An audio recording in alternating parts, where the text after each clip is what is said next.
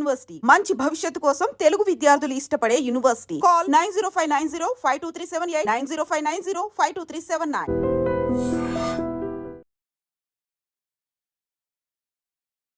నమస్తే, welcome to I dream inside politics with కవిత.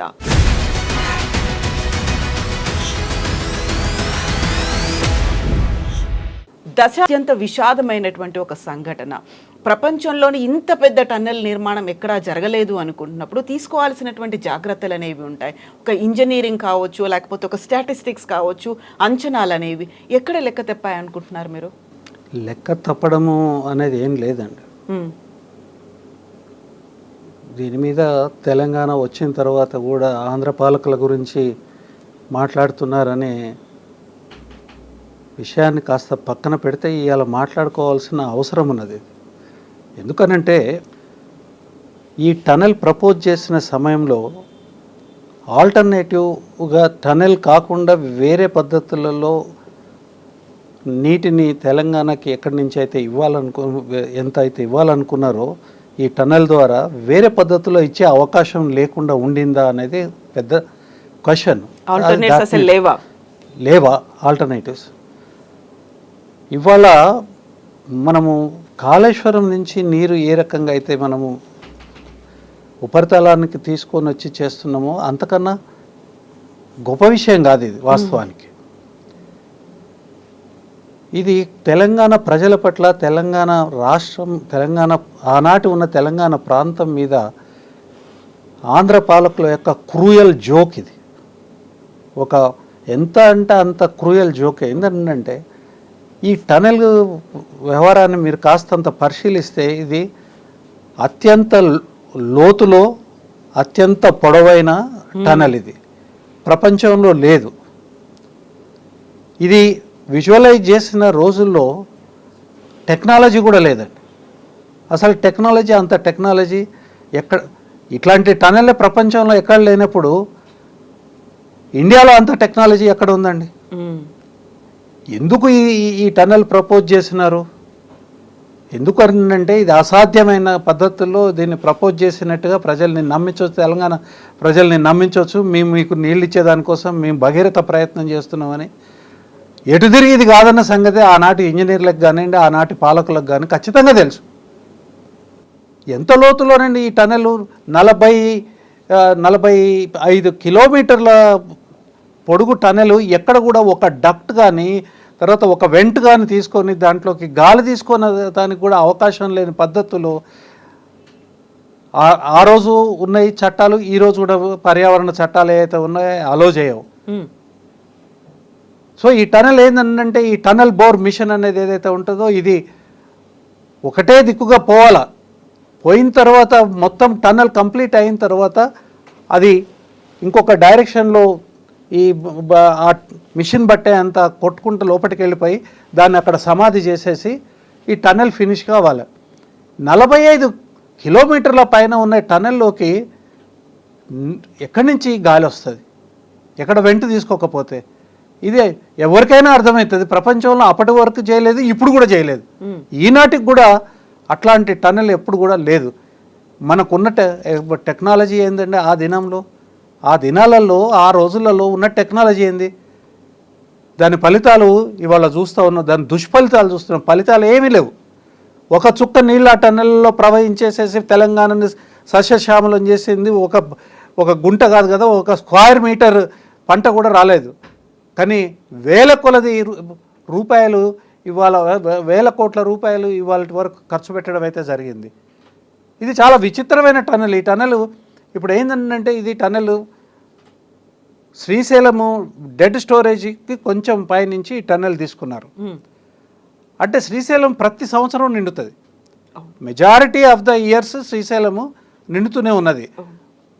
కొన్ని సంవత్సరాలు నిండక చాలా రేర్, అరుదుగా. అంటే రిజర్వాయర్లోకి నీళ్ళు వచ్చిన ప్రతిసారి ఈ టనెల్ మొత్తం మునిగిపోతుంది నీళ్ళలో. అంటే ఉదాహరణకు చెప్తాను, ఒక 100 మీటర్ల డెప్త్ ఉందనుకోండి శ్రీశైలం రిజర్వాయర్, ఇది 10 మీటర్ల డెప్త్లో కట్టినారు. అంటే శ్రీశైలం నిండితే దీనిపైన టనెల్ పైన 90 మీటర్ల నీళ్లు ఉంటాయి. ఈ 90 మీటర్ల నీళ్లు ఉండడం మూలంగా ఏంటంటే ఈ టనెల్లో ఒకటి నీళ్లు పోయి టనెల్లోనే ఉండవండి. నీటి హైట్ని బట్టి అక్కడ కూడా ఏమైనా బొరియలు ఉండొచ్చు, అవును. తర్వాత గ్యాస్ చిన్న ఫీల్డ్స్ కుంటలు చిన్న చిన్న వ్యాక్యూమ్ స్పేసెస్ ఉండొచ్చు. మట్టి మొత్తము అణువు అతుక్కొని ఉండదు మట్టి పొరలలో. మట్టి పొరలలో ఉన్న గ్యాప్లోకి వాటర్ చేరే అవకాశం కూడా ఉంటుంది.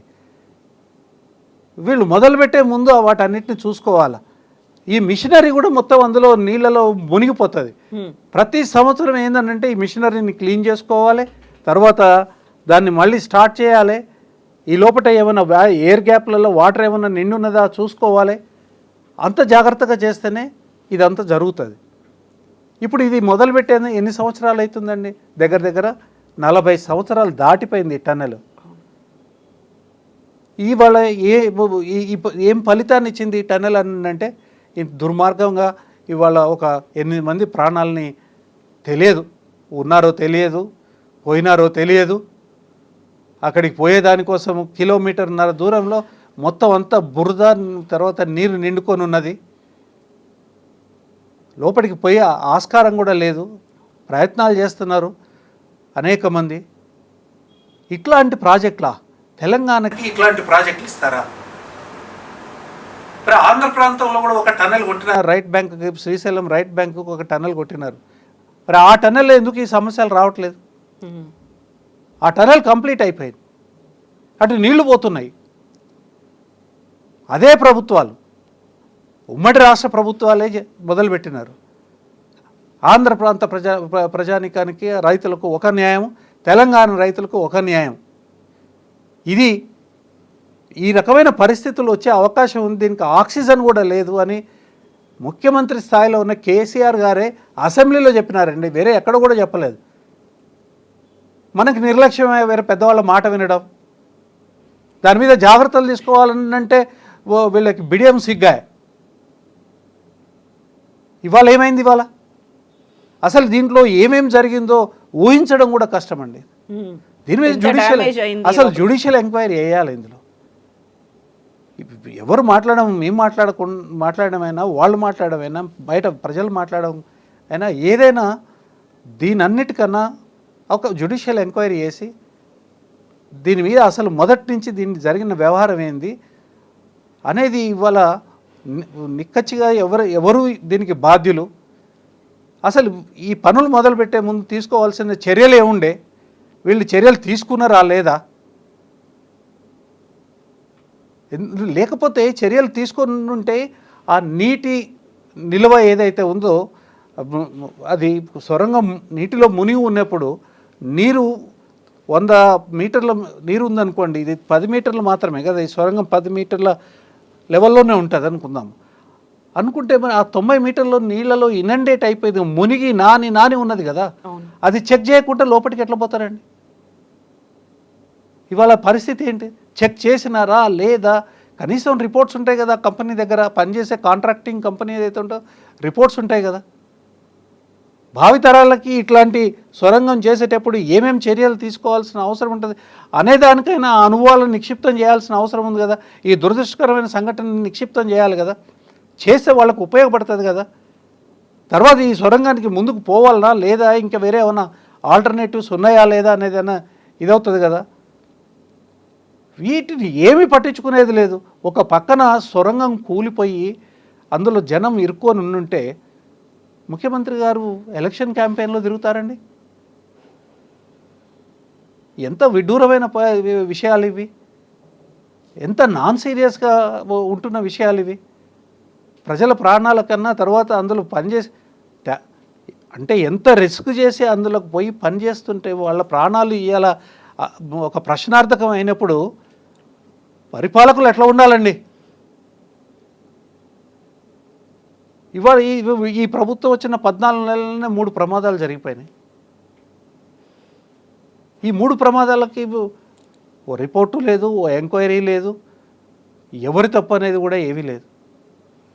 ప్రమాదాలు జరుగుతూనే ఉన్నాయి. ఇంకెన్ని ప్రమాదాలు జరుగుతాయో తెలియదు. ఎందుకనంటే వీళ్ళ అలక్ష్యము ఎంత అలక్ష్యం ఉన్నది అంటే, ఎంత అశ్రద్ధ, తర్వాత చాలా యథాలాపంగా పనులు, ఇట్లాంటి టెక్నికల్గా హైలీ టెక్నికల్ పనులు వీటన్నిటిని యథాలాపంగా కొనసాగిస్తే ఈ ప్రాబ్లమ్స్ వస్తాయి. తర్వాత అసలే ఇవాళ ప్రజలు నీరు లేకుంటే ఇబ్బంది పడుతూ ఉన్నారు. ఇది కనుక ఒక పద్ధతి ప్రకారం చేస్తుంటే ఇవాళ అసలు ఆ మిషన్ని కూడా రికవర్ చేయగలిగిన పరిస్థితి ఉందో లేదని, ఆ టన్నెల్ బోర్ మిషన్ని కూడా రికవర్ చేయగలిగిన పరిస్థితి ఉందో లేదో తెలియదు. ఇవాళ అది కనుక రికవర్ చేయకపోతే ఈ సొరంగం పరిస్థితి పరిసమాప్తం.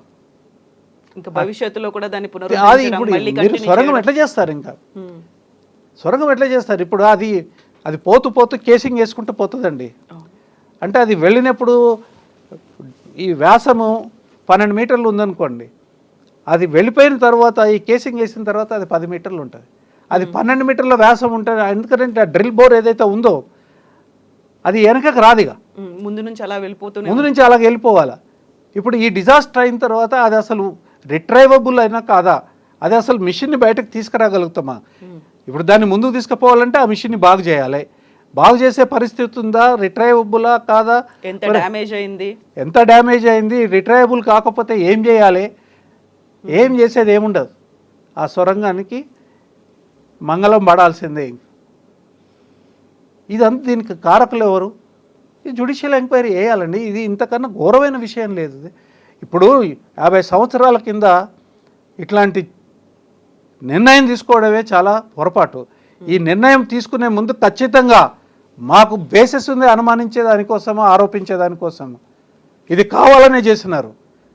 ఇది ముందుకు పోదు, వెనకకు రాదు. శ్రీశైలం నీళ్లు తెలంగాణ ప్రజలకి ఇవ్వకుండా ఇదొక షడ్యంత్రం, ఇదొక కుట్ర, ఇదొక cruel joke on the economy of the state at the cost of thousands of crores of rupees. ఈ సొరంగ ప్రతిపాదన జరిగింది. తెలంగాణ ప్రజలకి ఒకటేమో చాలా గొప్పగా చెప్పుకోవచ్చు, వాస్తవానికి అందులో నుంచి చుక్క నీళ్లు ఇవ్వాల్సిన అవసరం కూడా లేదు. ఆంధ్ర పాలకులకు ఆ రోజు తెలంగాణ మీద ఉన్న కక్ష అట్లాంటిది. నమ్మించేదానికోసము మీకు ఎస్ఎల్బిసి సొరంగం అని మాట్లాడతారు. ఆ సొరంగం కథ చూస్తేనేమో ఇవాళ ఇట్లా ఉండడమే కాదు, ఇవాళకి ఇది ఇక తెల్లారిపోయినట్టే దీని జీవితము. ఈ సొరంగం జీవితం ఇంకా ముందుకు పోయేది చాలా కష్టం, చాలా కష్టం.